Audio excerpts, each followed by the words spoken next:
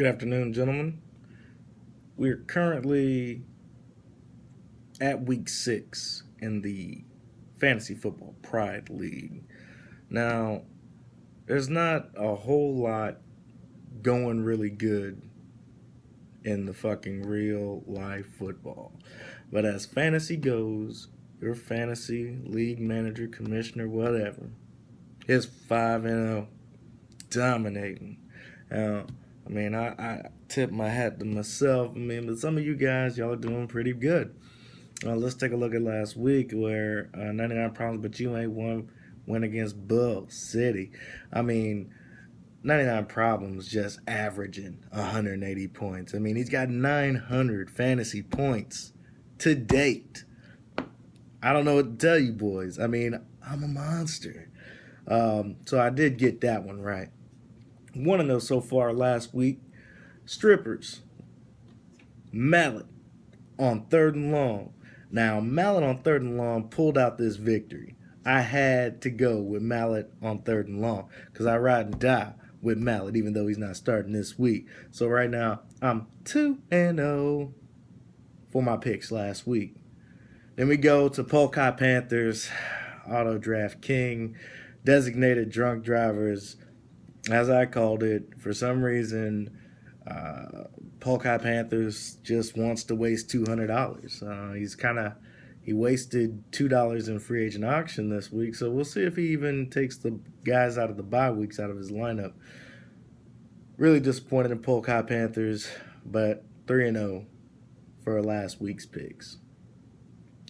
Then we got Haters Get Des Nuts versus Bolt Up Bitches. So I had voted for Bolt Up Bitches, and lo and behold, Bolt Up Bitches disappoints me yet again. Des Nuts had some incredible play from Doug Martin, Arian Foster putting the mix in, and even Willie Snead doing some work. Good on you, Des Nuts, but unfortunately, you're hitting a roadblock as you play me. Now, so 3-1 for picks last week. Moving on to Chicago Chalupas versus Lazy Pugs. Me personally, I picked Lazy Pugs to win this matchup. Boy, was I ever wrong. James Jones doing the damn dizzle, but Lazy Pugs not putting up much of a fight. This was an easy win for Chicago Chalupas, moving on to 4-1. So I'm now 3-2 for picks last week. As we all know, Flawless Victory just can't win a game. Don't touch me there. Blowing him clean out of the water. Flawless Victory 0-5. We're like yin and yang, bro. Yin being the winner, me. Yang being the loser, you. 5-0, 0-5. Something's got to give. Something's got to give. So that's it for last week. My fantasy dud and fantasy stud and my most improved last week, easily fantasy stud, me. 184.8 big ones. Fantasy dud. I said that Flawless Victory was going to be my dud every week until they get a win, but Polk High Panthers has really trumped that. How do you trump a guy that's 0-5?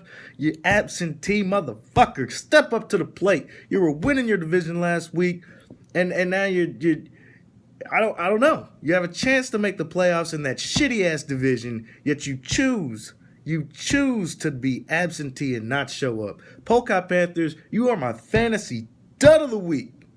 Most improved last week, however, that has to go to Haters Get Des Nuts, man. I can't believe how he bounced back, got in the 180 mark. Could have been the stud if it wasn't for me. But good on you, Haters Get Des Nuts. Enjoy it while it lasts, because you definitely ain't beating me this week, son.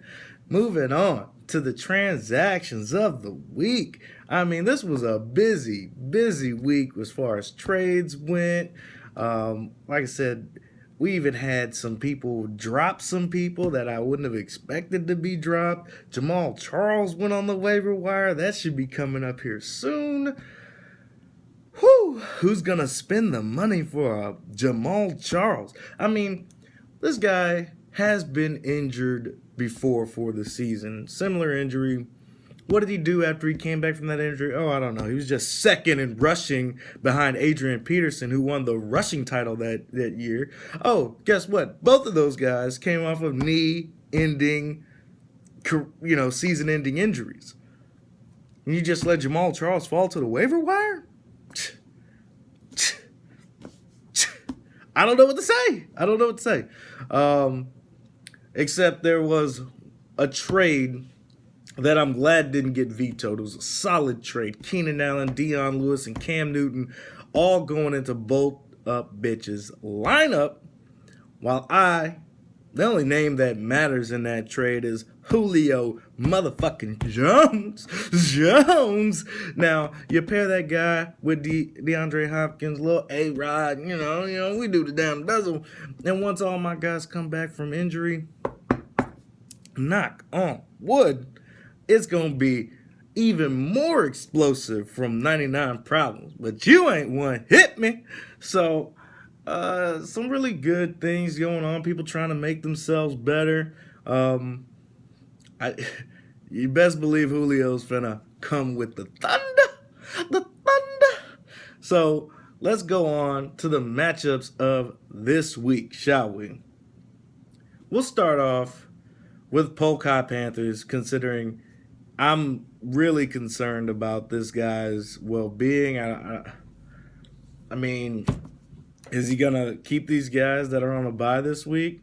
My guess is yes. I mean, as a league, I'm sorry we don't have anything for absentee ownership, but I thought $200 would be enough to keep everybody invested, everybody interested.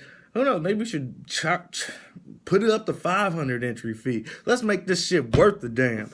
Or we could just boot Polk High Panthers out of the goddamn league. I don't want to do that. The guy's just about to get out the military. Who knows what this kid is planning to do? But, I know he has football knowledge. I just see it squandered over here. I mean, auto draft king. I mean, he's actually winning the division as the auto draft king. And now he's wasting it by, bye week hell and injury-prone players.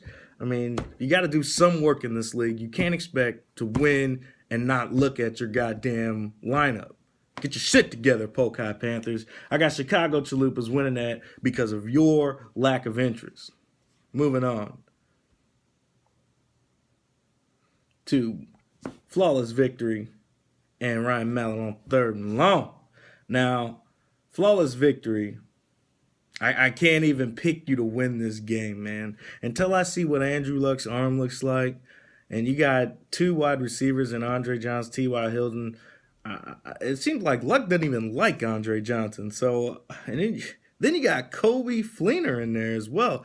That's a little too much Colt for me to especially going up against New England, for me to even pick you. That's an easy win for Ryan Mallett on third and long, no matter who's in this freaking lineup. For Lazy Pugs and Bull City, I had to go with Lazy Pugs. I really don't want to, but I think Peyton Manning is going to torch Cleveland's defense, something furious. And Demaryius Thomas should be the product of that. I just don't see Phillip Rivers doing a whole lot against Green Bay's defense.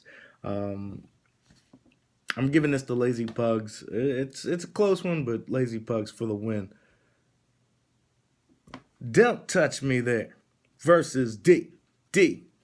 Now, Don't Touch Me There is doing something kind of wacky with his lineup right now. It's Thursday afternoon. I'm sure he's going to put his guys in as necessary as the week goes on. But I went with designated drunk drivers. No matter what ploy Don't Touch Me There is going to use, Carson Palmer going up against that young Pittsburgh defense. It should be a field day. If Big Ben not back, Arizona's defense is going to come much harder than fucking San Diego's defense did.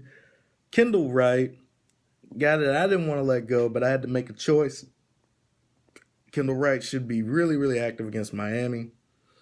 Jeremy Maclin, I like what DDD is doing with his team. currently 3-2, second in the Central. This is his win. If he can take down Don't Touch Me there, he makes this a race. I'm giving this one to D. Moving on